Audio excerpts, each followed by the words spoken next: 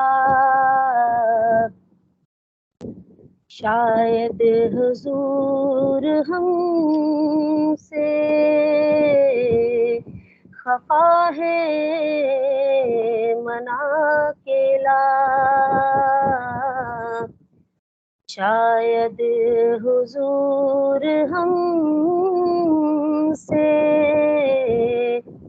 خفا ہے منا کے لا جا زندگی مدینے سے جھونکے ہوا کے لا کچھ ہم بھی اپنا چہرہ باطل سنوار لیں کچھ ہم بھی اپنا چہرہ باطن سنوار لیں ابو بکر سے کچھ آئینے ابو بکر سے کچھ آئینے عشق و وفا کے لا ابو بکر سے کچھ آئینے عشق و وفا کے لا دنیا بہت ہی تنگ مسلمان پہ ہو گئی دنیا بہت ہی تنگ مسلمان پہ ہو گئی فاروق کے زمانے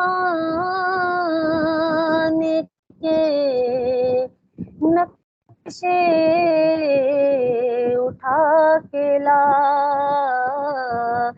فاروق کے زمانے کے نقشے اٹھا کے لا جا زندگی مدینے سے جھونکے ہوا کے لا محروم کر دیا ہمیں جس سے نگاہ نے محروم کر دیا ہمیں جس سے نگاہ نے عثمان سے وہ زاویے شرم و حیا کے لا عثمان سے وہ زاویے شرم و حیا کے لا مغرب میں مارا نہ پھر اے گدائل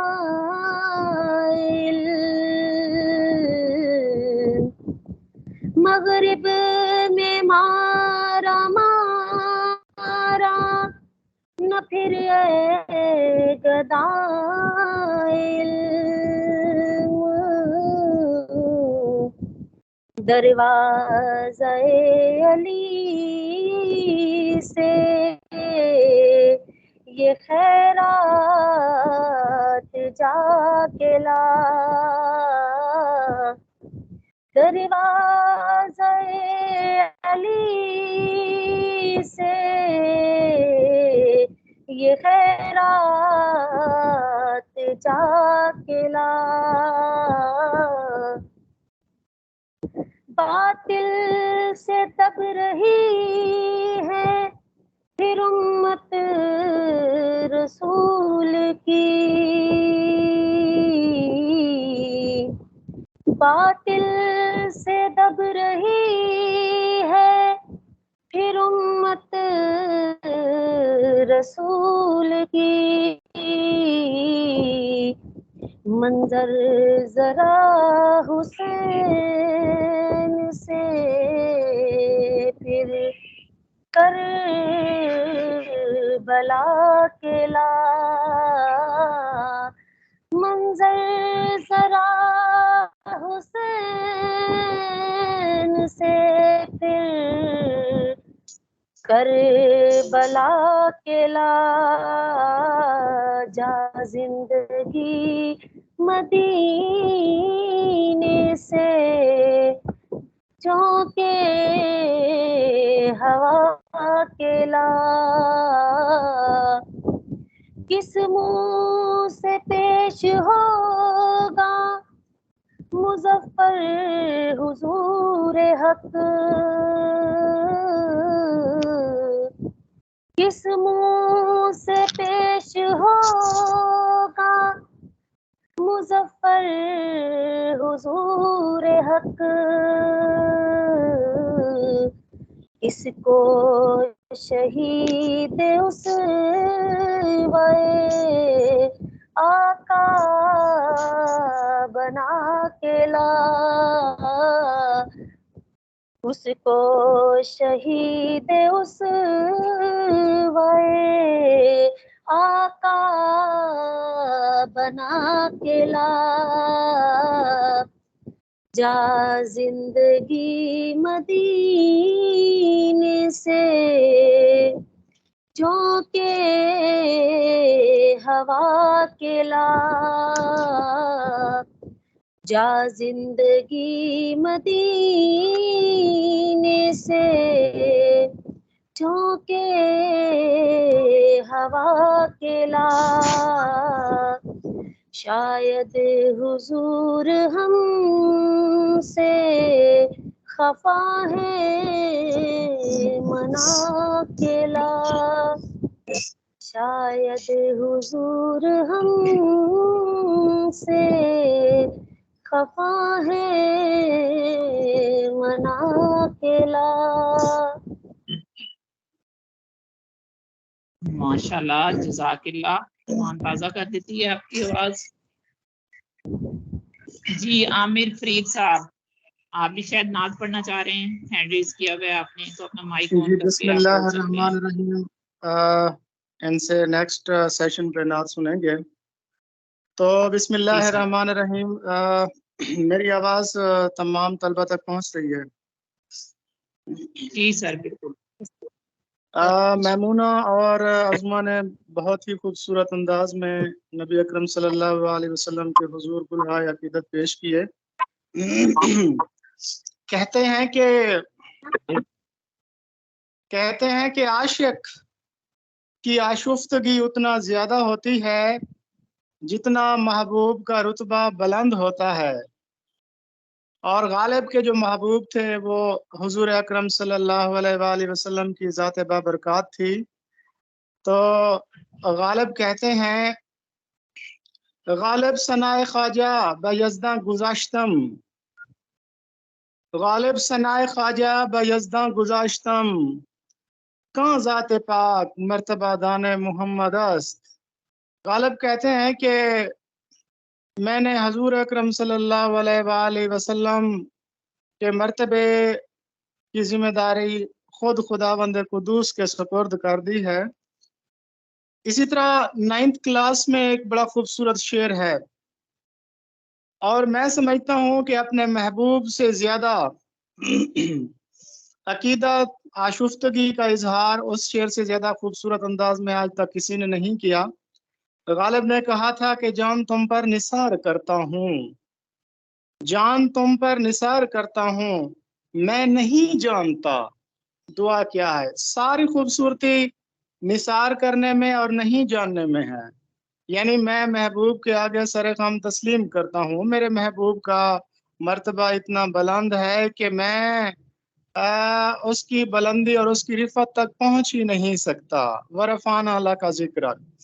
تو ہمارے جو اکثر ٹیچرز ہیں 9th کلاس کے، ان کو تو پتہ ہی نہیں ہوتا کہ نازکی اس کے لب کی کیا کہیے، پنکھڑی ایک گلاب کی سی ہے، اس میں کس شخصیت کی طرف اشارہ ہے، یا پھر جان تم پر نثار کرتا ہوں میں نہیں جانتا دعا کیا ہے.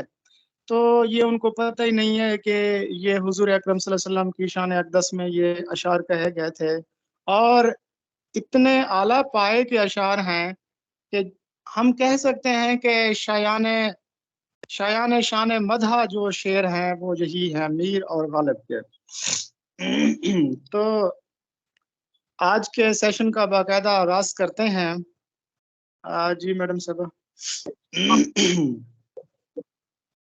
جی آج کے سیشن میں آپ کو پہلا جو اوریجنل پیپر ہے جو پی پی ایس سی میں آیا ہے وہ کروایا جائے گا.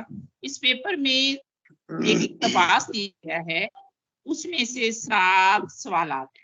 پہلا اقتباس ہے، گھر کے گھر بے چراغ پڑے ہیں، مجرم سیاست پائے جاتے ہیں، جرنیلی بندوبست جازدم مئی سے آج تک یعنی شمبا دسمبر سن 1857 تک بدستور رہے. کچھ نیک و بد کا حال مجھ کو نہیں معلوم، مگر ایسے امور کی طرف ہنوز حکام کو توجہ بھی نہیں. دیکھیے انجام کار کیا ہوتا ہے. یہاں باہر سے اندر کوئی بغیر ٹکٹ کے آنے جانے نہیں پاتا.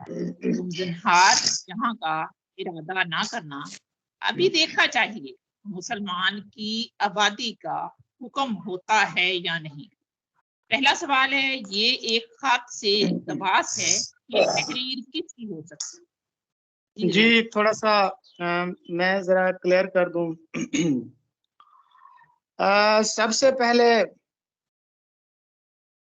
یہ دیکھا جائے کہ غالب نے یہ خط کس کے نام لکھا تھا.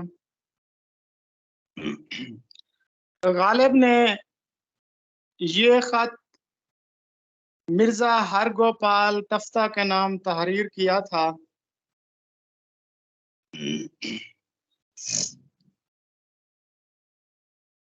اور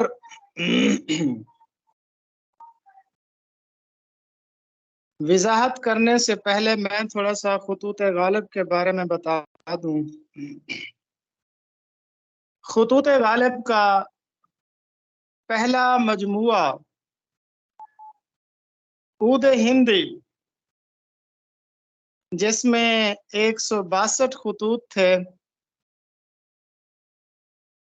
جو 27 اکتوبر 1868 میں غالب کی وفات سے 1 سال قبل میرٹھ سے شائع ہوا تھا. اور غالب نے اردو خطوط نگاری کا آغاز تو 1847 میں ہی کر دیا تھا، اور غالب نے اپنا پہلا خط بھی منشی ہرگوپال تفتہ کو لکھا تھا. ویسے 178 لوگوں کو اپنی زندگی میں خط لکھا تھا. تو پہلا خط انہوں نے مرزا ہرگوپال تفتہ کو لکھا تھا. یہ غالب کے دوست بھی تھے، شاگرد بھی تھے. تفتہ ان کا تخلص تھا. تفتہ کا مطلب ہوتا ہے جلا ہوا. اسی طرح خطوط غالب کا جو دوسرا مجموعہ تھا اردو معلّہ، اردو کا ایک نام اردو معلّہ بھی تھا. شاہ جہاں نے اردو زبان کو اردو معلّہ کا لقب دیا تھا. تو شرفاء کی زبان کو اردو معلّہ کہا جاتا تھا. اس میں 472 خطوط تھے، اور وہ 1869 کو شائع ہوا تھا. غالباً 21 مارچ 1869 کو، کنفرم کر لیجئے گا. تو دو خطوط کے اہم مجموعے ہیں، اکثر پیپر میں پوچھے جاتے ہیں کہ ادبی خطوط غالب یہ مرزا محمد عسکری نے مرتب کیے تھے، اور غالب کے جعلی خطوط یہ محمد اسماعیل رضا ہمدانی نے مرتب کیے تھے۔ تو غالب کے خطوط کو اگر دیکھا جائے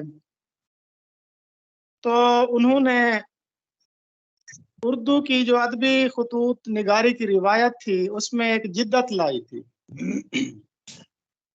جدت یہ تھی کہ لمبے لمبے القابات کی بجائے مختصر القابات، جیسے وہ کہتے ہیں کہ سید صاحب، بس اسی طرح کے چھوٹے چھوٹے القابات۔ اچھا، اس کے بعد پھر فارسیت سے نکل کے انہوں نے عام فہم زبان استعمال کی، یعنی اختصار، اور اس کے ساتھ ان کے جو خطوط کی خوبی ہے کہ انہوں نے مراسلے کو مکالمہ بنایا تھا، یعنی روزمرہ گفتگو، اور ان کے خطوط سے ان کی شخصیت کو پرکھا جا سکتا ہے، اور ان کے جو خطوط ہیں وہ اپنے عہد کے عکاس بھی ہیں۔ شاید خورشید الاسلام نے کہا تھا کہ غالب کی زندگی نے ان کے فن کو اونچا کر دیا۔ یوں سمجھیں غالب کی نجی زندگی کے جو حالات ہیں، جس میں ہم دیکھتے ہیں کہ غالب اپنی کچھ کمیوں اور کاج رویوں کا بھی اظہار کرتے ہیں اور اپنے مسائل کا بھی اظہار کرتے ہیں۔ جیسے وہ کہتے ہیں نا کہ لوگ روٹی کھاتے ہیں اور میں کپڑے کھاتا ہوں، تو اس طرح کی بھی انہوں نے اپنی قسمہ پرسی اور کاج روی اور شخصی جو خامیاں ہیں ان کا بھی اظہار کیا ہے برملا۔ اس لیے غالب نہیں چاہتے تھے کہ ان کے خطوط شائع ہوں۔ ہاں، عود ہندی سے قبل مہر غالب کے نام سے ایک چھوٹا سا مجموعہ شاید منظر عام پر آیا تھا، لیکن جو باقاعدہ خطوط ہیں وہ عود ہندی ہے۔ تو غالب کا یہ خط مرزا ہر گوپال تفتہ کے نام ہے۔ اب اس کو دیکھتے ہیں۔ گھر کے گھر بے چراغ پڑے ہیں۔ اب اگر علم بیان کی روح سے دیکھا جائے، گھر کے گھر بے چراغ پڑے ہیں کنایتاً بات کر رہا ہے، چھپا کر غالب بات کر رہا ہے۔ علم بیان کی روح سے اس میں کنایا ہے، اس جملے میں گھر کے گھر بے چراغ پڑے ہیں، یعنی کہ اس کا مطلب کیا ہے؟ بے چراغ ہونا کا مطلب یہ ہے کہ ویران ہونا، اجڑا ہوا ہونا، ایسا گھر کے جو موجود تو ہو مگر اس میں رہنے والا کوئی نہ ہو۔ اس کی وجہ یہ تھی کہ 1857 کی جنگ آزادی کے بعد اکثر لوگ جو ہے وہ دلی شہر سے ہجرت کر گئے تھے، اور جو بھی دلی شہر میں آتا اس کے لیے سرکار کی اجازت اور ٹکٹ لینا بہت ضروری تھا۔ اس لیے گھر تو تھے لیکن وہاں پر رہنے والے لوگ نہیں تھے، مکین موجود نہیں تھے۔ اس لیے غالب کہتے ہیں کہ گھر کے گھر بے چراغ پڑے ہیں۔ مجرم سیاست پاتے ہیں، سیاست کا مطلب ہوتا ہے سزا پانا۔ اب مجرم سے مراد یہ ہے کہ وہ مسلمان جنہوں نے غدر میں حصہ لیا تھا، اور کہتے ہیں کہ 6000 علماء کو انگریزوں نے قتل کروا دیا تھا۔ دلی کا کوئی درخت ایسا نہیں تھا کہ جس کے ساتھ کسی مسلمان عالم کی لاش نہ لٹکی ہوئی ہو۔ تو یہ مجرم سیاست۔ جرنیلی بندوبست یعنی کہ وہ علاقہ جس کا انتظام فوج کے سپرد ہو، اس کو دوسرے لفظوں میں مارشل لا بھی کہہ سکتے ہیں۔ याज़दहुम, ये फारसी जबान में गिनती है, दहुम कहते हैं 10 को, और याज कहते हैं याज़दहुम यानी कि 11वीं जिसको कहते हैं। जब हम मैट्रिक करते थे, मैट्रिक क्लास में थे, तो हमारी क्लास के साथ ही फर्स्ट ईयर की क्लास थी, और उस पर जो पट्टी लगी हुई थी, जो तख्ती लगी हुई थी, उस पर लिखा होता था याज़दहुम। तो 11वीं को याज़दहुम कहते हैं। ये दहम भी नहीं होता, लफ्ज दहुम होता है, दहुम, दवम, दोम को दवम, और ये दहुम होता है, दहम नहीं होता। हम कहते हैं ना कि जी दहुम कैद, ये गलत है, दहुम। शंबा, ये माइक ऑफ कर दे प्लीज। शंबा कहा जाता है, ये फारसी में हफ्ते के दिनों का नाम, हफ्ते के दिनों के नाम को शंबा कहा जाता है। तो अब अगर देखें, शंबा हफ्ता, यक शंबा एतवार, दो शंबा सोमवार या पीर जिसको कहते हैं, सह शंबा मंगल, चिहार शंबा बौद्ध, पांच शंबा जुमेरात, जुम्मा या आदीना और शंबा। तो इसका मतलब है ये हफ्ते का दिन था, और दिसंबर की 5 थी। 1857 था। अच्छा, तो बेचिराग पड़ा होना, ये मुहावरा भी है, इसका मतलब है घर के घर उजड़े हुए होना। अच्छा, सियासत पाना का मतलब है सजा पाना, और जर्नैली बंदोबस्त से मुराद है मार्शल लॉ, और याज़दहुम का मतलब है 11वीं, और शंबा का मतलब है हफ्ता। जी मैडम साहब, 8वां सवाल पढ़ें। जी, किसी इबारत की तखलीस करने का मुसलमा असूल ये है कि तखलीस असल इबारत के कितने हिस्से पर मुश्तमिल होनी चाहिए? बहुत जरूरी है, दो चीजें होती हैं एक दूसरे की मुतजाद, एक होती है तलखीस और दूसरी होती है तशरीह। तलखीस किसी भी इबारत का 1/3 यानी 1/3 होती है, और तशरीह किसी भी इबारत का 3 गुना होती है। अक्सर 9th 10th और फर्स्ट ईयर में बच्चे जब तशरीह का सवाल लिखते हैं, तो ना उस्ताद को पता होता है ना शागिर्द को कि तशरीह का मतलब क्या है। तशरीह का मतलब होता है शरह करना, यानी खोल खोल कर बयान करना। तशरीह का तरीक़ेकार ये होता है कि हर पैराग्राफ में 4 या 5 लफ्ज, तराकीब, मुहावरात, तलमीहात, हिकायात, आयात, ऐसे अल्फाज होते हैं कि जिनकी वजाहत मकसूद होती है।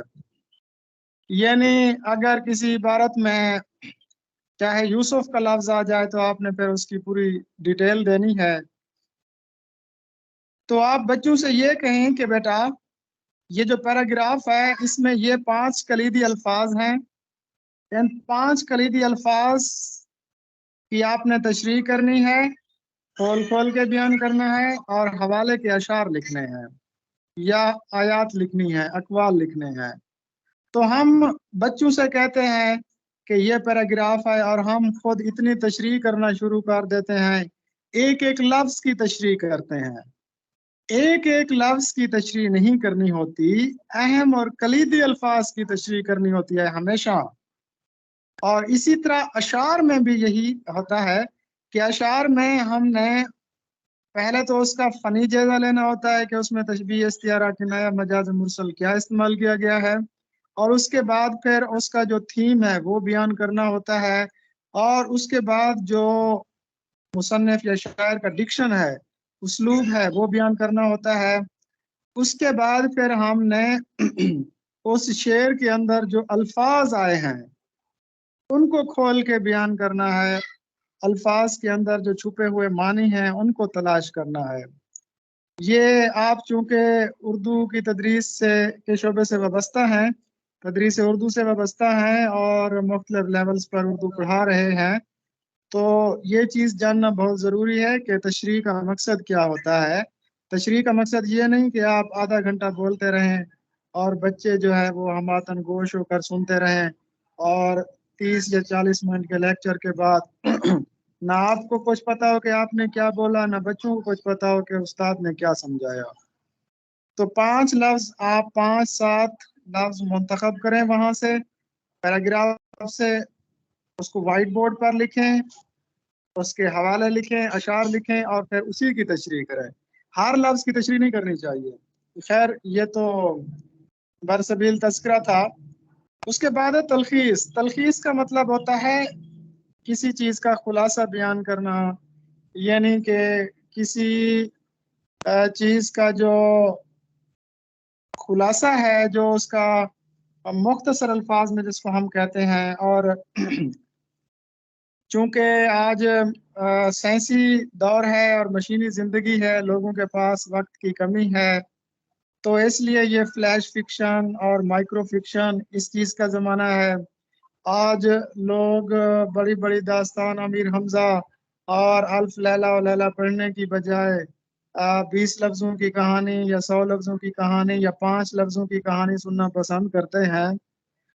تو تلخیص نگاری کی جو اگر سب سے بڑی میں مثال دینا چاہوں، وہ سوڈان کے ایک عالم نے خطبہ دیا تھا ایک جملے کا، اور کہا تھا کہ کسی ایک غریب کو پیٹ بھر کر کھانا کھلانا 1000 مساجد تعمیر کرنے سے بہتر ہے، صفیں درست کر لیں۔ تو یہ تلخیص نگاری کی بہترین مثال تھی۔ آج ہمارے جو مولوی صاحبان ہیں وہ 1.5-2 گھنٹے ممبر پر گرجتے ہیں، برستے ہیں، اور آخر میں کچھ پتہ نہیں ہوتا کہ انہوں نے کیا کہا۔ تو جامعیت اور اختصار یہ کلام کا حسن ہے، یہ بلاغت کے زمرے میں آتا ہے، اس سے خوبصورتی پیدا ہوتی ہے۔ تو تلخیص کا اصول یہی ہے کہ اصل عبارت جو ہے نا 1/3 کے قریب ہونی چاہیے اصل عبارت کی۔ جی میڈم صاحب آگے پڑھیے۔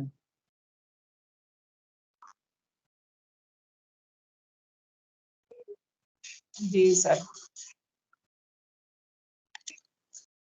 گرگ آشنائی کی ترکیب اردو میں مستعمل ہے جس کا مفہوم ہے۔ جی گرگ کہتے ہیں بھیڑیے کو۔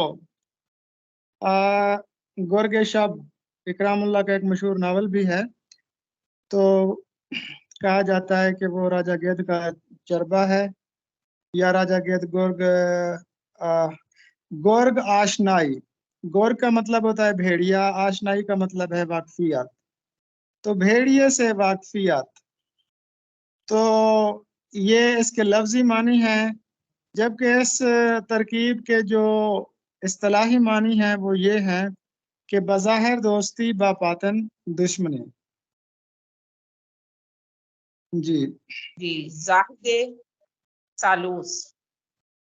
اچھا ایک اور لفظ بھی ہوتا ہے گرگ 12 دیدہ۔ گرگ 12 دیدہ ایک ترکیب یہ بھی پوچھی جاتی ہے۔ 12 کہتے ہیں بارش کو، دیدہ کہتے ہیں دیکھی ہوئی یا دیکھا ہوا، گرگ کہتے ہیں بھیڑیا، ایسا بھیڑیا کہ جس نے بارش دیکھی ہوئی ہو۔ کہتے ہیں کہ بھیڑیا جو ہے وہ بہت زیادہ خوف زدہ ہوتا ہے، لیکن جب وہ ایک مرتبہ بارش میں بھیگ جائے تو اس کا سارا خوف ختم ہو جاتا ہے۔ گرگ 12 دیدہ یعنی پھر وہ زمانے سے آشنا ہو جاتا ہے، پھر وہ بڑا استاد بن جاتا ہے، اور پھر وہ کامل ہو جاتا ہے، اس کا سارا خوف مٹ جاتا ہے، تو وہ آزمودہ کار ہو جاتا ہے، ہنرمند ہو جاتا ہے۔ جی آگے پڑھیں۔ جی زاہد سالوس، اس ترکیب کا مفہوم بیان کریں۔ زاہد سالوس، سالوس کہتے ہیں یہ جو لوگ زاہد ہوتے ہیں، خشک عبادت کرنے والے اور پانی کے ساتھ سوکھی روٹی کھانے والے، زاہد، تو ان کے ماتھے پر ایک گٹا ہوتا ہے، ایک بڑا سا نشان ہوتا ہے، سجدے کا نشان، تو زاہد سالوس۔ تو ایسا شخص کہ جو اپنی ظاہری وجہ سے دھوکہ دے. آگے جی. شاعرانہ جی تعلی. شاعرانہ کا جی شاعرانہ تعلی کا مطلب ہوتا ہے کہ اشعار میں اپنے کلام کی تعریف خود آپ کرنا.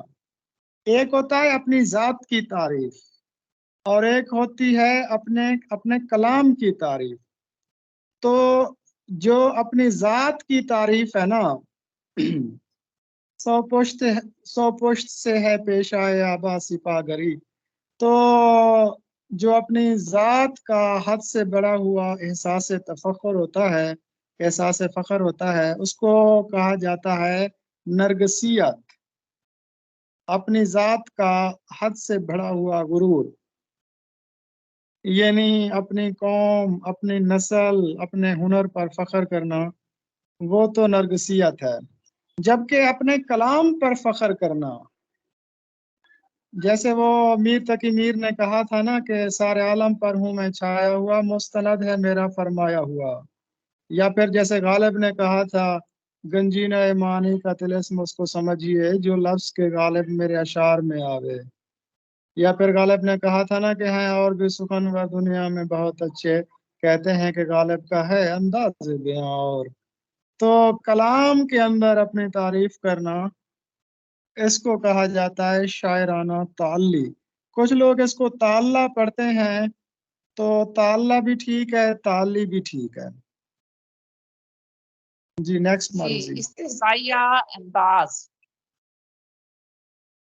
کسی کا تمسخر اڑانے کا جو انداز ہوتا ہے، کسی کی ہنسی اڑانے کا جو انداز ہوتا ہے، اس کو کہتے ہیں استحصائیہ انداز. جی. کھیت رہنا محاورہ ہے، اس کے معنی کیا ہے؟ جی محاورہ ہمیشہ اپنے مجازی معنی دیتا ہے. کھیت رہنے کا مطلب یہ نہیں ہے کہ آپ کھیت کے اندر رہیں، اور کھیت رہنا کا مطلب ہے لڑائی میں مارے جانا. جی. شیطان کی آنکھ ہونا. یہ محاورہ اس وقت بولا جاتا ہے جب کسی چیز کی طوالت کا اظہار کرنا ہو، طویل ہونا.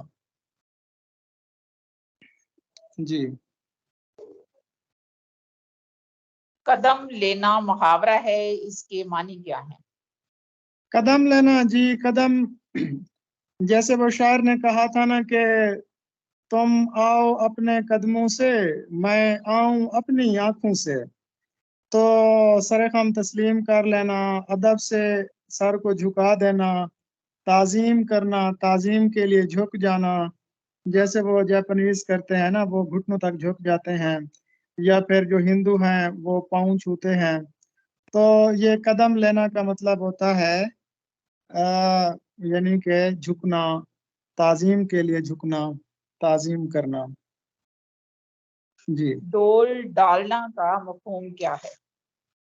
ڈول ڈالنا کا مطلب ہوتا ہے کسی چیز کی بنیاد رکھنا، ڈول ڈالنا. جی اس کے اگلی لغوی ترکیب معنی تو ہے. ہے کنویں سے پانی بھرنا، لیکن جو محاورہ ہوتا ہے اس کے لغوی معنی نہیں ہوتے بلکہ مجازی معنی ہوتے ہیں. ڈول ڈالنا، بنیاد رکھنا. اللے تھللے کرنا. جی اللے تللے کرنا، یہ ہے فضول خرچی کرنا، اللے تللے کرنا. مجھے یاد آ رہا ہے جب میں 8ویں جماعت میں تھا، تو استاد صاحب سے میں نے، ویسے 8ویں جماعت میں نے وظیفہ لیا تھا، وظیفے کا ایگزام دیا تھا، پوری تحصیل میں نے ٹاپ کیا تھا. تو استاد صاحب سے میں نے 2 جملے پوچھے تھے. ایک تھا اللے تللے کرنا، اس کا مجھے صحیح تلفظ نہیں آ رہا تھا، اور دوسرا تھا انگشت بدندہ ہونا. میں اس کو پڑھ رہا تھا انگشت بدندہ ہونا. تو استاد صاحب نے میری تصحیح کی تھی کہ بیٹا یہ درست محاورہ ہے انگشت بدندہ ہونا، یعنی کہ دانتوں میں انگلی دبا لینا، حیران ہونا. اور مجھے یاد ہے انہوں نے ایک شعر بھی اس حوالے سے سنایا تھا 8ویں جماعت میں، جو مجھے ابھی تک یاد ہے. تم کیوں انگشت بدندہ ہو، تم بھی پتھر برساؤ، ہاں اشرف پاگل ہے، دیوانہ ہے، سودائی ہے، یہ پروفیسر اشرف صاحب کا شعر تھا جو استاد صاحب نے 8ویں جماعت میں سنایا تھا۔ تو اللے تللے کرنا، فضول خرچی کرنا، سبز قدم ہونا، منحوس ہونا۔ جی آگے پڑھیں میڈم۔ اوکے جی، اگلی ترکیب ہے سبز قدم ہونا۔ یہ سر نے بتا دی ہے۔ اصطلاح میں غزل کے پہلے شعر کو جس کے دونوں مصرے ہم قافیہ ہوں کیا کہتے ہیں؟ اس کو ذرا تھوڑا سا دیکھ لیں۔ غزل میں جو کم سے کم اشعار ہوتے ہیں وہ 5 ہوتے ہیں، کم سے کم، یہ غزل کے لیے شرط ہے۔ زیادہ سے زیادہ کتنے اشعار ہوں اس کی کوئی پابندی نہیں ہے۔ 2 غزلہ، 6 غزلہ بھی شعراء نے لکھی ہیں۔ تو جو غزل ہوتی ہے اس کا جو پہلا شعر ہوتا ہے اس کو مطلع کہا جاتا ہے۔ وہ اگر ہم قافیہ اور ہم ردیف ہے تو اس کو مطلع کہا جاتا ہے، اگر وہ ہم قافیہ اور ہم ردیف نہیں ہے تو ہم اس کو پہلا شعر کہیں گے۔ اسی طرح غزل کا جو آخری شعر ہوتا ہے جس میں شاعر اپنا تخلص استعمال کرتا ہے اس کو ہم مقطع کہتے ہیں۔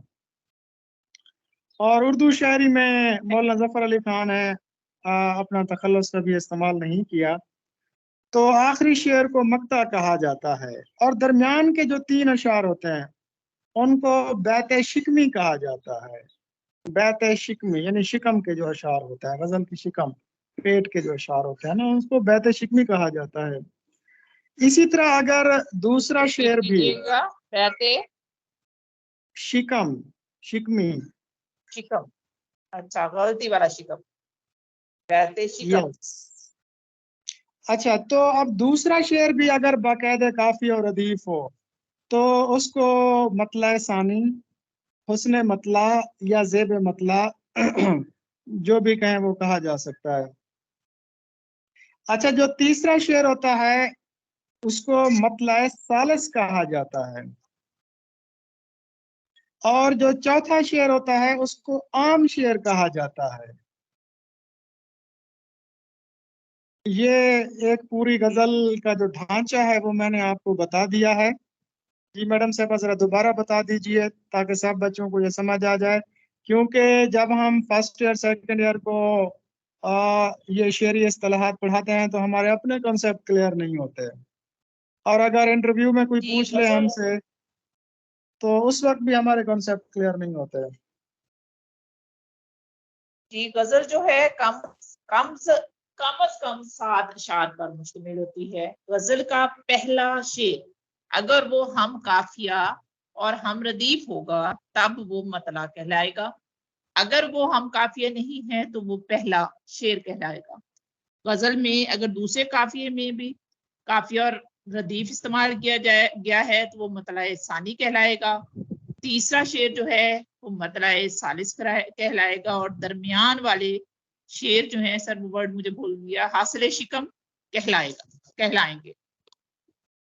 جی، اگلی معروضی ہے، میں نے وہ انداز تحریر ایجاد کیا ہے کہ مراسلہ کو مکالمہ بنا دیا ہے، مراسلے کو مکالمے کا انداز کس نے دیا؟ جی، یہ سوال ریسنٹلی پیپر میں بھی پوچھا گیا تھا لیکن ایک دوسرے انداز میں، کہ غالب نے یہ جملہ کس شخصیت کو خط میں لکھا؟ تو یہ جی مرزا حاتم علی مہر تھے، مرزا حاتم علی مہر، ان کو ایک خط میں یہ جملہ غالب نے لکھا تھا۔ تو پورا جملہ یوں ہے، یہ زبانی یاد کر لیں، اگر آپ سے خطوط غالب پر بات ہو تو آپ ان کو یہ سنا سکتے ہیں، اور پورا جملہ سنانا چاہیے۔ غالب کہتے ہیں، میں نے وہ انداز تحریر ایجاد کیا کہ مراسلہ کو مکالمہ بنا دیا، 1000 کوس سے بعض زبان قلم باتیں کیا کرو، ہجر میں وصال کے مزے لیا کرو۔ میں نے وہ انداز تحریر ایجاد کیا کہ مراسلہ کو مکالمہ بنا دیا، 1000 کوس سے بعض زبان قلم باتیں کیا کرو، ہجر میں وصال کے مزے لیا کرو۔ جی نیکسٹ مروزی۔ سر یہ ہر غبار تفتہ کے نام تھا نا یہ والا؟ نہیں، مرزا حاتم علی مہر۔ مرزا حاتم علی مہر. جی اردو میں فی البدی گوئی کے لحاظ سے کس شاعر کا نام زیادہ معروف؟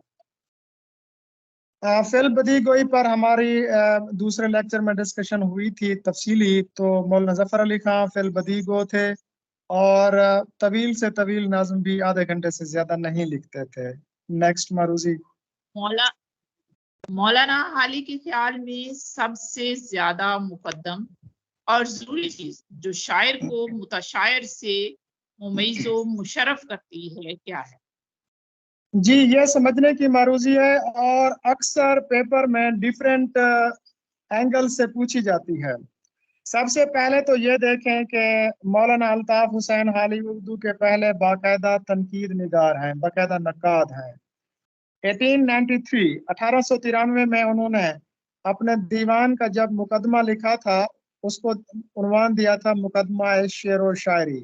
بعد میں پھر وہ 1920 میں ایک الگ کتاب کی شکل میں بھی شائع ہوا تھا.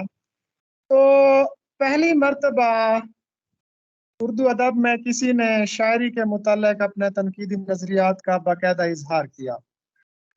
الطاف حسین حالی پنجاب بک ڈیپو میں چونکہ انگریزی تراجم کی تصحیح کا کام کرتے تھے اس لیے ان کو Milton, کالریج، Wordsworth, T S Eliot ان لوگوں کے خیالات سے آشنائی ملی. تو یہ جو انہوں نے پھر کہا تھا کہ غالب نے کہا تھا کہ جو شاعری ہے اس کے لیے 3 چیزیں بہت ضروری ہیں شاعر کے لیے. شاعر کا تخیل بلند ہو، اس کا مطالعہ کائنات ہو اور تفحص سے الفاظ ہوں. اس نے ایک شاعر کے لیے یہ 3 شرائط ضروری رکھ دی تھیں. تخیل، یہ جو تخیل کا نظریہ ہے نا جس کو نظریہ متخیلہ یا نظریہ متصورہ بھی کہا جاتا ہے، یہ الطاف حسین حالی نے مستعار لیا ہے کالریج سے. کالریج کہتے ہیں، یہ ریسنٹلی معروضی بھی آئی ہوئی تھی کہ کالریج جو ہے وہ شاعری میں کس چیز پر زیادہ فوکس کرتے ہیں، جذبات کی گہرائی و گہرائی پر یا تخیل پر. تو کالریج کا کہنا ہے کہ شاعری کو ساحری بنا دینے والی چیز تخیل ہے. تو لہٰذا یہ تخیل ہی ہے جو ایک شاعر کو ایک متشاعر سے ممتاز و ممیز کرتا ہے.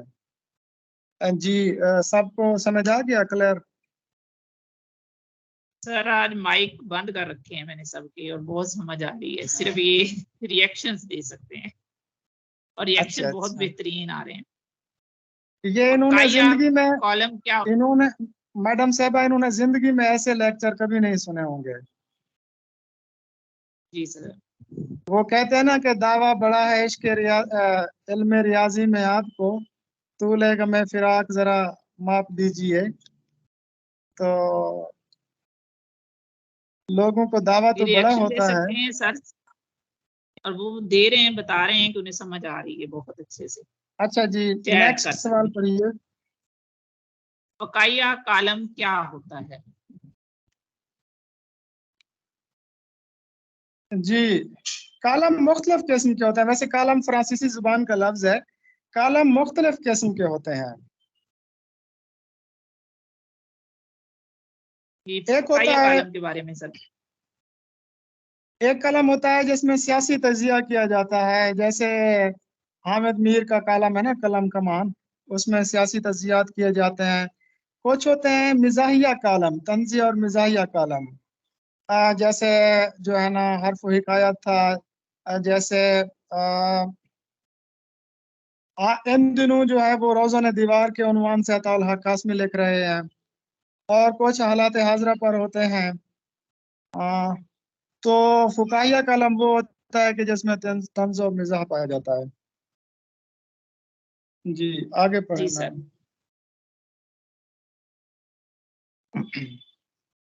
جی اگلی معروضی ہے خوجی کس کا وضع کردہ کردار ہے؟ سر یہ لفظ وضع ہے یا وضع ہے؟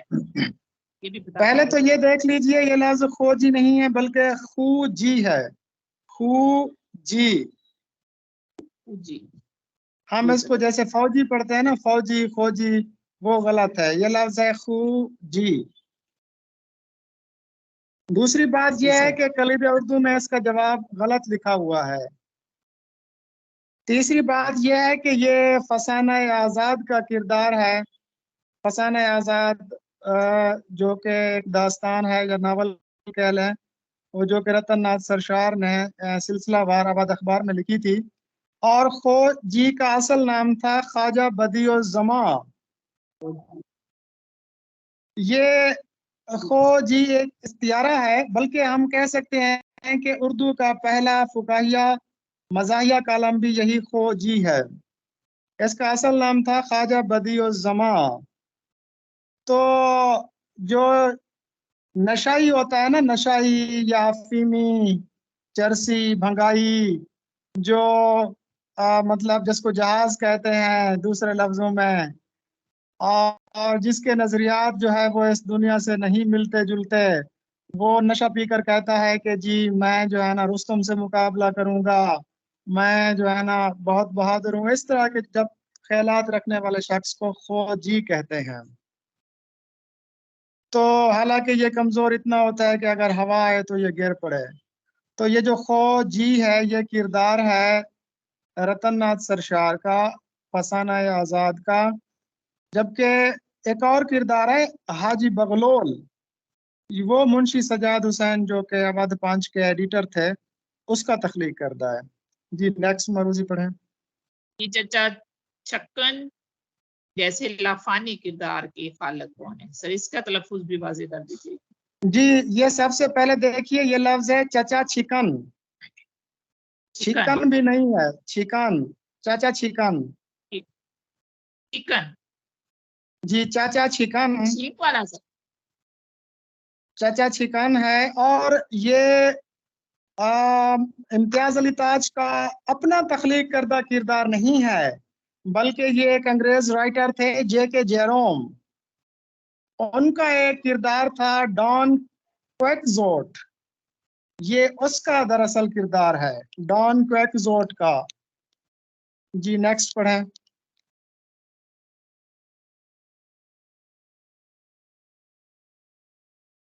جی میڈم صاحب نیکسٹ سوال پڑھیں، میری آواز آ رہی ہے؟ سر میرا مائک آف ہو گیا تھا، میں نے کہا یہ ریپیٹ کر دیجیے گا تاکہ بچے اچھی طرح سمجھ سکیں۔ جی جے کے جیروم کا ایک کردار تھا ڈان کویکزوٹ، تو اس سے پھر انہوں نے یہ چاچا چھکن کا کردار اخذ کیا ہے۔ جزاک اللہ صاحب۔ علامہ اقبال مفکر مشرق کے لقب سے ملکب ہیں، بتائیے مصور مشرق کن کو کہا جاتا ہے؟ مصور مشرق عبد الرحمن چغتائی کو کہا جاتا ہے۔ جی نیکسٹ پڑھیں۔ اردو کس زبان کا لفظ ہے؟ یہ بھی سب کو پتا ہے، ترکی زبان کا لفظ ہے۔ ترکی زبان کا لفظ ارد سے بنا ہے، جس کا مطلب ہوتا ہے لشکر یا فوج۔ آگے پڑھیں۔ یوں بچنا تھی چار طرف اس جناب کے، جیسے کرن نکلتی ہے گرد آفتاب کے۔ علم بیان کی کون سی قسم علم بیان کی چار اقسام ہیں، چار صورتیں ہیں: تشبیہ، استعارہ، کنایہ، مجاز مرسل۔ تو اس میں یہ تشبیہ ہے، اس میں یہ کہا گیا ہے کہ جیسے سورج کے گرد کرنیں ہوتی ہیں، ویسے ہی حضرت امام حسین کے گرد برچیاں تھیں۔ تو اس میں جو یوں ہے وہ حرف تشبیہ کا استعارہ ہے، تو اس میں تشبیہ ہے۔ نیکسٹ جی۔ ہر سنگ ریزہ نور سے درے خوش آب تھا، درے خوش آب، کرن۔ جی درے خوش ہر آب، سنگ ریزہ نور سے درے خوش آب تھا، لہریں جو تھی کرن تو بھنور آفتاب تھا۔ دوریا والا سر۔ جی اب دیکھیں، اس میں جو پتھر ہیں، پتھروں کو خوبصورت ہیرے سے یعنی کہ دور سے، اور لہروں کو کرن سے، اور بھنور کو آفتاب سے تشبیہ دی گئی ہے۔ یہ دریائے فرات کی جو لہریں تھیں ان کو کرن سے، اور دریائے فرات کے اندر جو بھنور تھا اس کو آفتاب سے، اور دریائے فرات کے اندر جو کنکر پڑے ہوئے تھے ان کو قیمتی موتیوں سے شاعر نے تشبیہ دی ہے. تو اس میں 3 تشبیہات کا استعمال کیا گیا ہے. آگے جی. وہ صبح اور وہ چھاؤں ستاروں کی اور وہ نور دیکھے تو غش کرے ارنی گوہے تور. ارنی یہ گوہے تور ارنی گوئے اس شعر میں اوجتور. وہ بیان کی جی یہ استعارہ ہے. ارنی گو کہا جاتا ہے حضرت موسیٰ علیہ السلام کو. ویسے اگر سند کے لحاظ سے دیکھا جائے تو تلمیحی ہے، اور اگر علم بیان کے حوالے سے دیکھا جائے تو استعارہ ہے. یعنی حضرت موسیٰ علیہ السلام کو پورے کا پورا ارنی گو کہا گیا ہے. تو یہ وہ پورا واقعہ ہے کہ جب حضرت موسیٰ علیہ السلام کوہ طور پر گئے تھے اور اللہ تعالیٰ سے کہا کہ میں نے آپ کو دیکھنا ہے تو پروردگار نے کہا کہ آپ مجھے نہیں دیکھ سکتے. تو ارنی گو اوجتور کہ پروردگار مجھے دکھا تو یہ اس واقعے کی طرف اشارہ ہے. اگر صنائع بدائع کے حوالے سے دیکھا جائے تو سند تلمیحی ہے، اور اگر علم بیان کی روح سے دیکھا جائے تو استعارہ ہے. آگے جی. کسی نے مول نہ پوچھا دلے شکستہ کا، کوئی خرید کے پوچھا پیالہ کیا کرتا. یہاں پہ خریدار رونگ لکھا ہوا ہے، کوئی خرید کے. جی یہ مطلب غلطی بھی ہے اس میں. تو یہ شعر ہمارا ہو چکا ہے، اس میں ٹوٹے ہوئے دل کو ٹوٹے ہوئے پیالے سے تشبیہ دی گئی ہے. نیکسٹ جی. جی سر.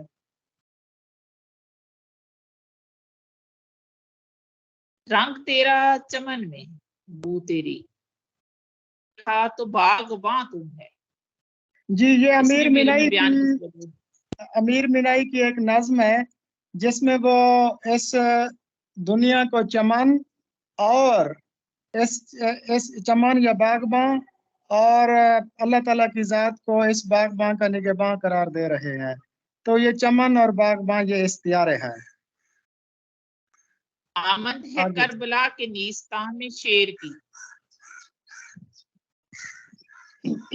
اس کو جی یہ میر انیس کا ایک مصرع ہے. پورا شعر یوں ہے: آمد ہے کربلا کے نیستان میں شیر کی، ڈیوڑھی سے چل چکی ہے سواری دلیر کی. تو یہ شعر جو ہے یہ استعارہ کے طور پر استعمال. آمد ہے کربلا کے نیستان میں شیر کی، ڈیوڑھی سے چل چکی ہے سواری دلیر کی. اس کو ہم ڈیوڑھی کہتے ہیں، وہ غلط ہے. ڈیوڑھی لفظ ہے. ڈیوڑھی سے چل چکی ہے سواری دلیر کی. میر انیس کا شعر ہے، اس میں استعارہ ہے. آگے جی. ایک کھیل ہے اورنگے سلیماں میرے نزدیک. اس شعر میں کون سی سند استعمال ہوئی ہے؟ پہلا مصرع دیا ہے. غالب کا انتہائی خوبصورت شعر ہے جو کہ غالب کو ایک بہت بڑا صوفی ظاہر کرتا ہے. پورا شعر یوں ہے: ایک کھیل ہے اورنگ سلیماں میرے نزدیک، ایک بات ہے اعجاز مسیحا میرے آگے. اس میں 2 تلمیحات ہیں. اورنگ سلیماں حضرت سلیمان علیہ السلام کی جو بادشاہت تھی. اورنگ کہتے ہیں وہ علاقہ جو کسی کے زیر سلطنت ہو. حضرت سلیمان علیہ السلام کے پاس ایک انگوٹھی تھی جس پر اسم اعظم کندہ تھا، اور وہ پوری دنیا پر بادشاہت کرتے تھے. یہ اس طرف اشارہ ہے. ایک بات ہے اعجاز مسیحا میرے نزدیک. تو اعجاز مسیحا حضرت عیسیٰ علیہ السلام اپنے قوم بیزنی لا کہہ کر مردوں کو زندہ کر دیتے تھے. تو غالب کہتے ہیں کہ مردوں کو زندہ کرنا ہو یا پھر حضرت سلیمان علیہ السلام جیسی بادشاہت ہو، یہ میرے نزدیک کھلونوں سے زیادہ اہمیت نہیں رکھتے. کیا خوبصورت بات کی ہے غالب نے. یہ ہے اصل تصوف. اس لیے کہا جاتا ہے کہ غالب اگرچہ صاحب حال صوفی تو نہیں تھے لیکن صاحب کال صوفی ضرور تھے. آگے جی. پیاسی جو تھی سپاہی خدا 3 رات کی، ساحل سر پٹکتی تھی موجیں فرات کی. اس میں بھی سر حسن تعلیل جی حسن تعلیل سے کام لیا گیا ہے کہ وہ جو فرات کی جو لہریں تھیں وہ ساحل پہ جب سر پٹک رہی تھیں تو اس کی وجہ بیان کی گئی ہے. آگے جی آسان جی تھا یہ۔ اگلا شعر ہے، سبزے کو جب کہیں جگہ نہ ملی، بن گیا روئے آب پر کائی۔ اس ہاں میں بھی روئے سر آپ سند پر بتائیں۔ کائی، یہ غالب کا سائنسی فکر کا ایک استعارہ ہے۔ تو یہ مبالغہ ہے، مبالغہ ہوتا ہے کہ کسی چیز کو بڑھا چڑھا کر بیان کرنا، یعنی ایسا واقعہ کہ جس کو انسانی عقل سمجھ سکے اور انسانی آنکھ دیکھ سکے، لیکن اس کو بڑھا چڑھا کر بیان کر دینا، یہ مبالغہ کہلاتا ہے۔ آگے جی جی سر، چشم مانی آشنا میں ہے مقام ان کا، سہوئے کاتب سے مقدم ہوں مؤخر سینکڑوں۔ اس شعر میں کون سی صنعت کا استعمال؟ بہت ہی خوبصورت شعر ہے خواجہ حیدر علی آتش کا، بہت ہی خوبصورت، ذرا سنیے۔ دل پہ صدمہ ایک پہنچا بازوں پر سینکڑوں، واہ، یہ خوبصورت ترین غزل ہے آتش کی۔ لوگوں نے آتش کو بھلایا ہوا ہے، لیکن اس کی جو غزلیات ہیں وہ بھی بڑی شاندار ہیں۔ دل پہ صدمہ ایک پہنچا بازوں پر سینکڑوں، گم ہوئے ہیں اپنے یوسف سے برادر سینکڑوں۔ کیا بات ہے، یہ سعادت کس کی قسمت میں لکھی ہے، دیکھیے خون گرفتہ ایک میں ہوں اور خنجر سینکڑوں۔ ایک اور خوبصورت شعر، فقر کے کوچے میں قدر دولت دنیا نہیں، یعنی جو فقر کا کوچہ ہے نا اس میں دنیا کے دولت کی قدر نہیں ہے۔ زبردست، ذرا خوبصورت شعر ہے میم، دیکھیے گا۔ فقر کے کوچے میں قدر دولت دنیا نہیں، ٹھوکریں کھاتے پھریں پارس سے پتھر سینکڑوں۔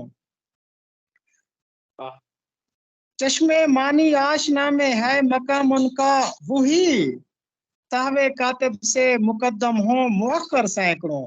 مقدم اور مؤخر یعنی کاتب تقدیر کی غلطی سے، کہ جس نے بادشاہ بننا تھا وہ فقیر بنا ہوا ہے، جس نے فقیر بننا تھا وہ بادشاہ بنا ہوا ہے، یہ اس کی اپنی دین ہے جس کو پروردگار دے۔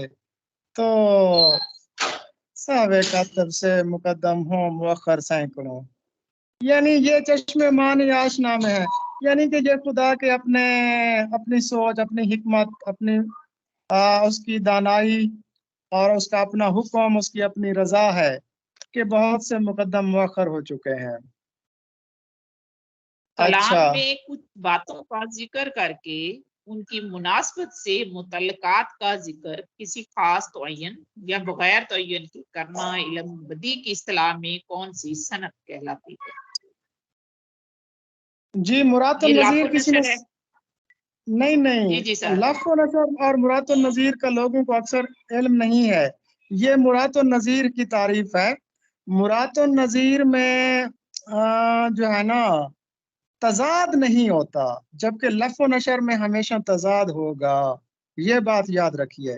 جیسے ایک سب آگ ایک سب پانی، دیدہ و دل عذاب ہیں دونوں، اس میں مناسبت لفظی بھی ہے لیکن تضاد ہے۔ اچھا، اسی طرح اقبال کا ایک اور شعر دیکھ لیجئے کہ تیرے آزاد بندوں کی نہ یہ دنیا نہ وہ دنیا، یہاں مرنے کی پابندی وہاں جینے کی پابندی۔ تو مرنا جینا یہ بھی لفظ و نشر ہے، لفظ و نشر میں ہمیشہ تضاد کا تعین ہوگا، اگر تضاد کا لفظ نہیں ہے تو وہ مرات النظیر کی ڈیفینیشن ہوگی، تو یہ مرات النظیر کی ڈیفینیشن ہے۔ آگے پڑھیں میم۔ کلام میں کسی لفظ کے دو معنی نکلتے ہوں، آدمی مخمس جائے کہ کون سے معنی مراد ہیں، تو ایسی صنعت کو اصطلاح میں کیا کہتے ہیں؟ یہ تو صنعت ہے، یہاں میں وہم میں ڈالنا، ایک لفظ کے دو معنی نکلنا۔ شاعر کی جو مراد ہوتی ہے نا وہ بعید کے معنی ہوتے ہیں، دور کے معنی ہوتے ہیں۔ آگے جی شب جو مسجد میں جا پھنسے مومن، رات کاٹی خدا خدا کر کے۔ جی خدا بھی خدا صنعت کر کے، بتائیں۔ اس میں لفظ ابہام ہے، یعنی خدا خدا کرنا، اللہ اللہ کرنا یا خدا خدا کرنا بڑی مشکل سے۔ جی آگے۔ گلشن دہر میں اگر جوئے مہ سخن نہ ہو، پھول نہ ہو کلی نہ ہو سبزہ نہ ہو چمن نہ ہو، اس میں بھی صنعت بتانی ہے۔ جی یہ صنعت مرات النظیر ہے۔ اب دیکھیں گلشن بھی ہے، اور پھول بھی ہے، کلی بھی ہے، سبزہ بھی ہے، چمن بھی ہے. ٹھیک ہے، یہ اقبال کی ایک مشہور نظم ہے بانگ درا کے آخری حصے میں، حصہ سوم میں ہے، شاعر کے عنوان سے. بڑی خوبصورت یہ نظم ہے، یہ اس کا آخری شعر دیا گیا ہے. تو اس میں صنعت مرات النظیر کا استعمال کیا گیا ہے. غالب آگے اپنا یہ عقیدہ ہے بقول ناسخ، آپ بے بہرا ہیں جو متقدے میر نہیں. جی، یہ دوسرا جملہ جو ہے نا، آپ بے بہرا ہے جو معتقد میر نہیں، یہ انورٹڈ کاماز میں ہے، یہ تضمین ہے. شاعری میں اکثر شعراء کسی دوسرے شاعر کا ایک مصرع یا پورا شعر اپنے کلام میں لے آتے ہیں، اس کو تضمین کہتے ہیں. تضمین عربی لفظ ضم سے مل کر بنا ہے، اس کا مطلب ہوتا ہے گرہ لگانا، جوڑنا، یعنی جوڑ لگانا، پیوند لگانا. تو یہ غالب نے گرہ لگائی ہے، تضمین ہے. ابن مریم ہوا کرے کوئی، میرے دکھ کی دعا کرے کوئی. دعا اور دوا، یہ دوا ہے لفظ. جی، اس میں تو ابن مریم تلمیحی ہے نا اس میں. ابن مریم علیہ السلام کا بیٹا، حضرت عیسیٰ علیہ السلام اللہ تعالیٰ کے حکم سے پیدا ہوئے تھے نا، بغیر باپ کے.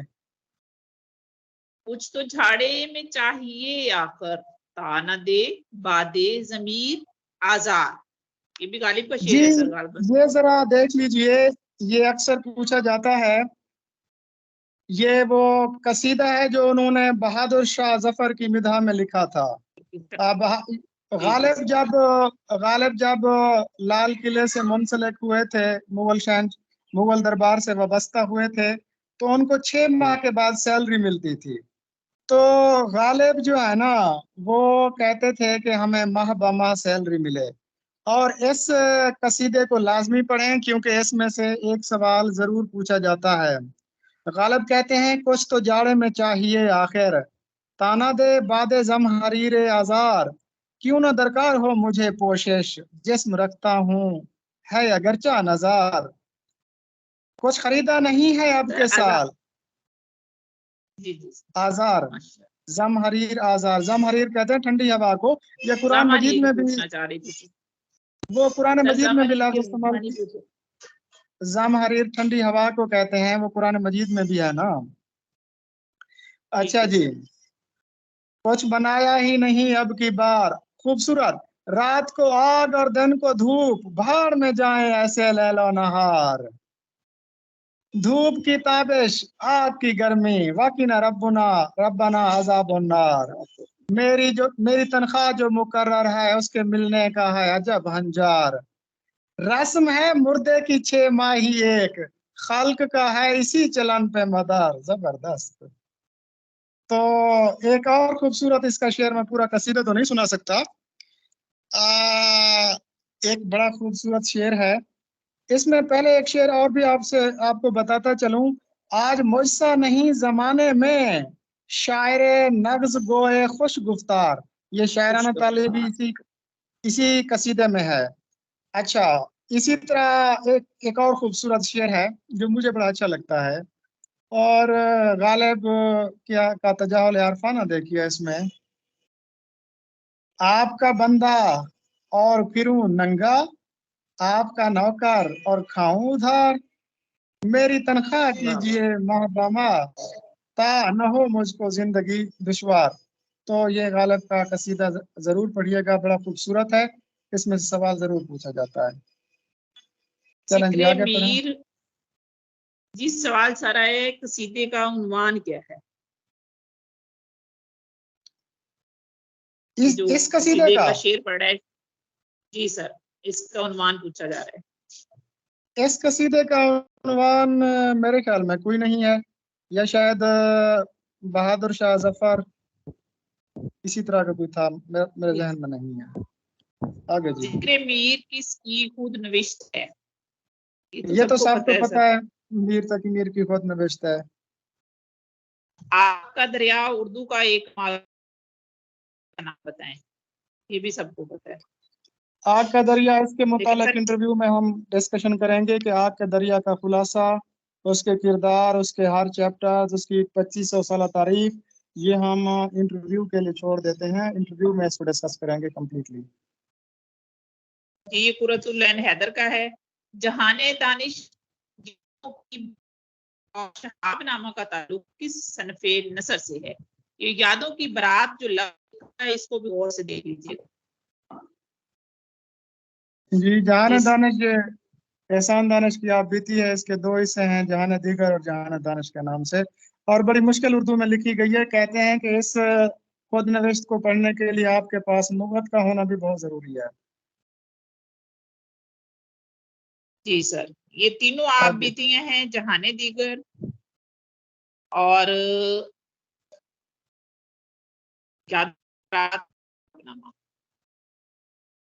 چراغ تلے، زرگزشت دہن اور آب گم سے کس مزاح نگار کا نام ذہن میں آتا ہے؟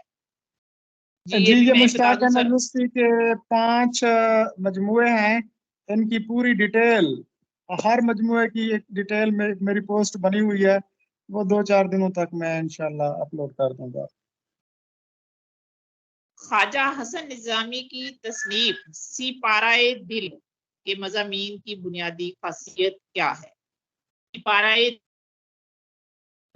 جی خواجہ حسن نظامی جیسا کہ آپ کو پتہ ہے بست نظام الدین اولیاء میں 1879 میں یہ پیدا ہوئے تھے، اور خواجگان تھے اور صوفی تھے اور بہت بڑے زبردست نثر نگار بھی تھے، شمس العلماء بھی تھے.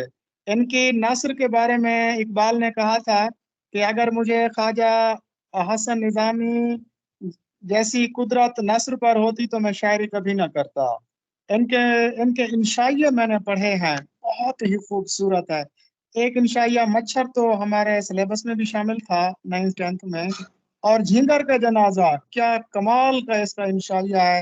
وہ میم آپ پڑھیے نا تو وہ جو سست اور کاہل ملا ہے نا، ان پر انہوں نے طنز کی ہے کہ یہ جو جھینگر ہے یہ اکثر فتووں کی کتاب میں چھپا رہتا ہے. بہت خوبصورت ان کی جو نثر ہے نا، بہت شاندار ہے. تو ان کی ایک تصنیف ہے سی پارائے دل، اس کے ہر مضمون میں تصوف ہے، کیونکہ یہ خود بھی مطلب تصوف سے وابستہ تھے. اور آپ کو پتہ ہے کہ اقبال نے اسرار خودی میں جو ہے نا وہ عدم تصوف پر چوٹ کی تھی، افلاطون پر اعتراضات کیے تھے، تو اس کی وجہ سے پھر خواجہ حسن نظامی اور دوسرے لوگ ناراض ہو گئے تھے. بعد میں ابو الکلام آزاد اور دوسرے لوگوں نے اقبال کو سمجھایا کہ آپ پلیز اس موضوع پر عدم تصوف پر ذرا بات نہ کریں.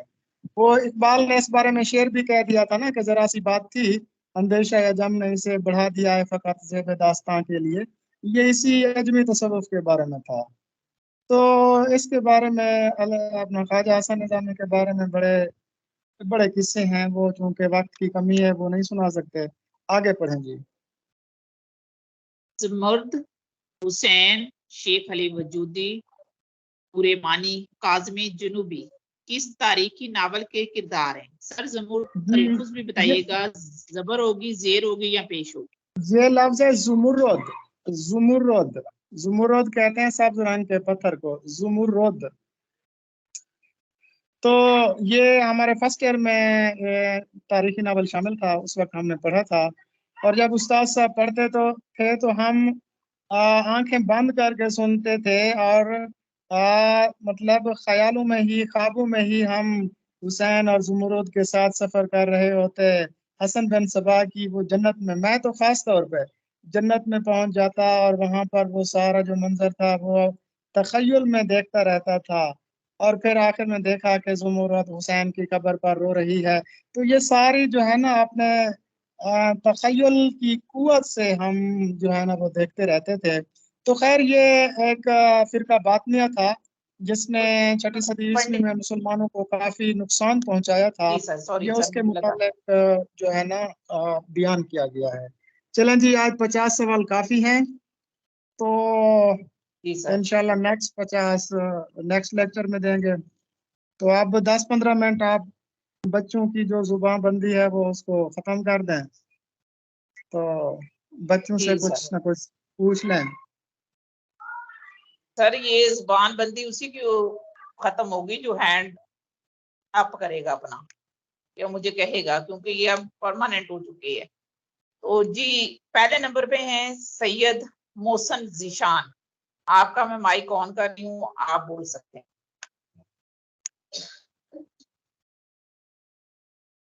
جی السلام علیکم سر. جی وعلیکم السلام. جی سر سید محسن بول رہے ہیں. جی سر میں یہ بولیں مطلع آپ. کے حوالے سے سوالات کرنا چاہتا ہوں. میری آواز آ رہی ہے سر آپ کو؟ جی بالکل آ رہی ہے, آپ بولیں سر, سن رہے ہیں, آنسر کرتے ہیں. مطلع جو ہے اس کا ماخذ کیا ہے, یہ کہاں سے نکلا ہے, اس کی جمع کیا ہوتی ہے, اور ایک غزل کے اندر کتنے مطلع آ سکتے ہیں؟ جی مطلع عربی جی زبان کا لفظ ہے, یہ اسم ظرف مکان ہے. اس کا لغوی معنی ہے طلوع ہونے کی جگہ. تو اس کا اگر جواب دیں کہ مطلع کی جمع مطالع ہے, اگر ہم اس کا جواب یہ دیں کہ مطلع کتنے آنے چاہیے, تو اس کے لیے کوئی پابندی نہیں لگائی گئی. آپ شمس الرحمان فاروقی کی کتاب پڑھیں, میں نے تو پڑھی ہوئی ہے, اس میں انہوں نے واضح لکھا ہے کہ زیادہ مطلع لانا کلاسیکل جو استاد شعراء تھے وہ اچھا نہیں سمجھتے تھے. یہ بعد کے شعراء ہیں جو 17 مطلع بھی لاتے ہیں. تو اگر غزل کا سٹرکچر دیکھیں تو اس میں تو ایک ہی مطلع آتا ہے, اس کے بعد مطلع ثانی, اس کے بعد پھر مطلع ثالث, یعنی زیادہ سے زیادہ 3 مطلع آ سکتے ہیں اگر غزل کے سٹرکچر کو دیکھیں. ویسے 17 مطلعوں کی بھی لکھی گئی ہیں. جی اور کوئی سوال؟ جی سر اس کے علاوہ جی آپ نے ایک بتایا تھا کہ لف و نشر میں تضاد ہوتا ہے اور مرات و نظیر میں تضاد نہیں ہوتا. تو غلط سر تو نہیں یہ بتایا؟ نہیں سر, یہ میں نے میرا سوال تو سن لینا پورا. تو یہ سر تضاد جو ہے, صنعت جو تضاد ہے, یہ اس کی بیسیکلی اقسام کتنی ہوتی ہیں؟ یہ آپ کو بعد میں بتا دیں گے, آپ اتنی ڈیٹیل میں نہ جائیں. وہ تضاد سلبی وغیرہ وہ مجھے پتا ہے, وہ ساری ڈیٹیل بعد میں بتائیں گے. کسی اور کو موقع دیں. جی جی سر تھینک یو. جی کہ آپ لوگ ایک ہی سوال کریں کیونکہ ہمارے پاس ٹائم شارٹ ہے. میڈم, جی اگر اس طرح اسلم سے یہ ثانی بچے علی. پوچھنا شروع ہو جائیں تو میں شام تک ہی بیٹھا رہوں. یہ جی یہ سر. نہ کہیں کہ مجھے سمجھ نہیں ہے, مجھے ہر چیز کی سمجھ ہے. میں نے 24,000 کتب پڑھی ہوئی ہیں. تو لیکن مسئلہ وقت کا ہے کہ میں کیسے اب جواب دے پاؤں گا. تو ان سے سوال نہ پوچھیں, بس ان سے تھوڑا سا ان کے تاثرات پوچھ لیں, سوال جواب نہ پوچھیں. ایک ایک سوال اور ان شارٹ کریں تاکہ سر آپ کو جواب دے سکیں. اسلم ثانیہ لکھا ہوا ہے انہوں نے نام. آپ کا مائک آن ہے, آپ بول سکتے اچھا, ہیں. وہ میڈم صاحبہ بول آپ کا ایک سکتے ہیں. مشورہ تھا کہ ایک سیشن ایسا رکھ لیجیے کہ جس میں جرنل ڈسکشن ہو, عام مطلب جو مسائل ہیں ان پر گفتگو ہو, اردو ادب کے سے ہٹ کے. اور ایک دن مطلب ایسا رکھ لیں کہ جس میں جسٹ سوال و جواب ہوں, کیونکہ آپ 1.5 گھنٹے کا ایک السلام لیکچر علیکم. دیتی ہیں. ایک لیکچر دینے کے بعد آپ اتنے تھک چکے ہوتے ہیں کہ اوپر سے پھر اتنے سوالات. تو یہ تھوڑا سا اس کو آرگنائزڈ کرنا پڑے گا میم. سر آپ السلام جب ٹائم علیکم. نکالیں گے ایک سیشن رکھ لیں گے تاکہ بچے آپ سے بات کر سکیں. جی کون بول رہا یس ہے؟ بالکل صحیح. جی میم ثانیہ اسلم بات کر رہی ہوں. سر میرا کوشچن جی یہ ہے کہ بولیں جیسے ثانیہ. آج پی پی ایس سی کے ہم پیپر کر رہے ہیں, تو کائنڈلی آپ تھوڑا سا ہمیں گائڈ کر دیں کہ ہمیں پیپر اٹمپٹ کیسے کرنا ہے. لائک اس میں نیگیٹو مارکنگ ہوتی ہے, اسے کیسا بچا جائے, کیونکہ میرا فرسٹ اٹمپٹ ہے تو کوئی آئیڈیا نہیں ہے اسے کیسے اٹمپٹ ہاں جی, کرنا ہے. اس کے اور بعد بہت اکثر ہی کہتے ہیں کہ زبردست نیگیٹو آپ نے سوال مارکنگ بہت پوچھا زیادہ ہے. ہوتی ہے, تو پلیز تھوڑا آپ سا نے گائڈ کر بہت دیں. ہی پریا. زبردست اور اہم سوال پوچھا ہے. ایک ہوتی ہے گریپ, جیسے میری گریپ تھی, میں نے 15 منٹ میں پورا اردو کا پیپر حل کر لیا تھا اور پھر میری پہلی پوزیشن آئی تھی. ایک ہوتی ہے کہ آپ کی اتنا دسترس ہو کہ آپ جسٹ ایک لفظ کو دیکھیں اور ببل فل کر دیں. دوسرا ہوتا ہے کہ جو نارمل لوگ ہوتے ہیں, میجورٹی جو بس ایسے ستی سی تیاری کر کے جاتے ہیں, جن کے اپنے سبجیکٹ پہ گریپ بھی نہیں ہوتی, تو وہ بیچارے پھر پریشان ہو جاتے ہیں کہ کون سا جواب درست ہے. اس کا پہلا طریقہ کار تو یہ ہے کہ آپ اپنے مطالعے کو وسیع کریں. دوسرا یہ ہے کہ آپ چیزوں کو انتہائی غور سے دیکھیں. جیسے آپ ابھی میم نے جو ایک شعر پڑھا تھا نا کہ کوئی خرید کے ٹوٹا پیالہ کیا کرتا, وہاں پر وہ پرنٹنگ کی غلطی تھی, خریدار لکھا ہوا تھا. تو میڈم صاحبہ نے کہا کہ یہ لفظ خرید کے ہے، خریدار نہیں ہے. تو آپ مطلب چیزوں کو اس طریقے سے دیکھیں، گہری نظر سے دیکھیں. تیسری بات یہ ہے کہ پیپر اٹیمپٹ کرنے کے لیے یہ ہے کہ اگر پیپر کا ڈیفیکلٹی لیول دیکھیں اور پھر اس کے بعد سیٹس کو دیکھیں. اگر سیٹس 50 کے قریب ہیں تو آپ یقین رکھیں کہ میرٹ راؤنڈ اباؤٹ